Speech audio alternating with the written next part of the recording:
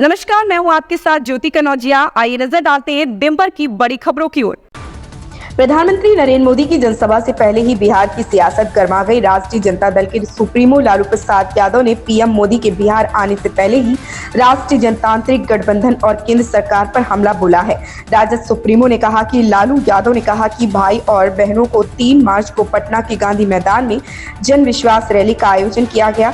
सभी गरीब, किसान, मजदूर और नौजवान लोग भारी संख्या में यहाँ पहुंचे और केंद्र की भाजपा सरकार को उखाड़ फेंकने का काम करे। प्रधानमंत्री नरेंद्र मोदी शनिवार को पश्चिम बंगाल में 15,000 करोड़ रुपए की विकास परियोजनाओं का उद्घाटन किया। प्रधानमंत्री 2 दिवसीय दौरे पर पश्चिम बंगाल पहुंचे थे। कार्यक्रम के तहत पीएम मोदी नादिया जिले के कृष्णा नगर में विकास परियोजनाओं का उद्घाटन और शिलान्यास किया।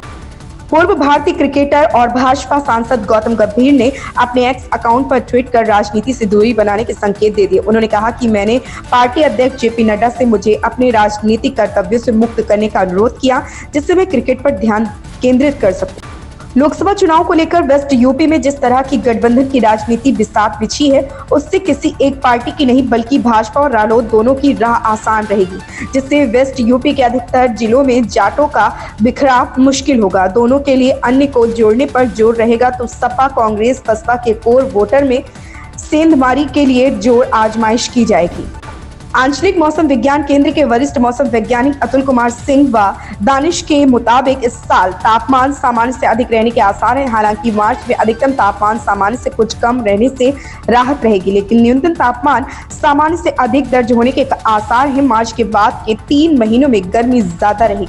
लोकसभा चुनाव से ठीक पहले 7 मार्च को मुख्यमंत्री योगी आदित्यनाथ बरेली का आ सकते हैं। इस दौरान शहर का माहौल शिवमय होगा। बरेली कांग्रेस के मैदान पर सांस्कृतिक संध्या और नाथ महोत्सव का आयोजन होगा। एक साथ 10,000 लोग एक जैसा परिधान पहनकर डमरू बजाएंगे। इसे विश्व रिकॉर्ड के तौर पर दर्ज कराने की तैयारी हो रही।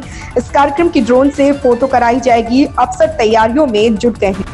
विदेशी पर्यटकों के आगमन के मामले में दिल्ली की भूमिका देश में सबसे बड़ी है। विदेशी और घरेलू पर्यटकों के लिए राजधानी प्रमुख आगमन स्थलों में से एक है। दिल्ली में 2022-23 के दौरान करीब 19.32 लाख विदेशी पर्यटक आए। करीब 31.21% विदेशी पर्यटकों ने दिल्ली हवाई अड्डे का इस्तेमाल किया। Uniform civil code bill UCC को मंजूरी देने के बाद दून कलेक्ट्रेट में सब रजिस्ट्रार कार्यालय का नजारा बदला हुआ है। जमीन की रजिस्ट्री कराने वालों की भीड़ के साथ ही नवविवाहित जोड़े सब रजिस्ट्रार कार्यालय में बड़ी संख्या में पहुंचने लगे हैं। यूसीसी बिल विधानसभा में पास होने के बाद से ही विवाह पंजीकरण के आंकड़ों में 30% का उछाल दर्ज किया गया है। प्रियंका चोपड़ा इन दिनों अपनी कई फिल्मों की शूटिंग में व्यस्त है। उनके पास कई फिल्मों की लाइन लगी हुई है। वहीं अब अभिनेत्री ने अपनी एक और नई हॉलीवुड फिल्म की घोषणा कर दी है। प्रियंका ने आधिकारिक तौर पर अपनी नई मनोरंजक फिल्म द ब्लफ की घोषणा कर दी है। हालांकि बीते कुछ समय से ये खबरें सामने आ रही थी कि अभिनेत्री ने यह फिल्म साइन की है, लेकिन अब उन्होंने पोस्ट साझा करते हुए आधिकारिक तौर पर इस पर मोहर लगा दी है। फिल्म में प्रियंका हॉलीवुड अभिनेता कार्ल अर्बन के साथ अभिनय करेंगी। बॉलीवुड की मशहूर अभिनेत्री मीनाक्षी शेषाद्री जल्द ही बड़े पर्दे पर वापसी करने जा रही है। मीनाक्षी के फैंस अभी से ही उन्हें देखने को बेताब हो रहे हैं। फिल्म पेंटर बाबू से अपनी करियर की शुरुआत करने वाली मीनाक्षी बॉलीवुड में अपनी वापसी के बारे में मीडिया से खुलकर बातें करती नजर आई। इन खबरों में बस इतना ही। बने रहें हमारे साथ।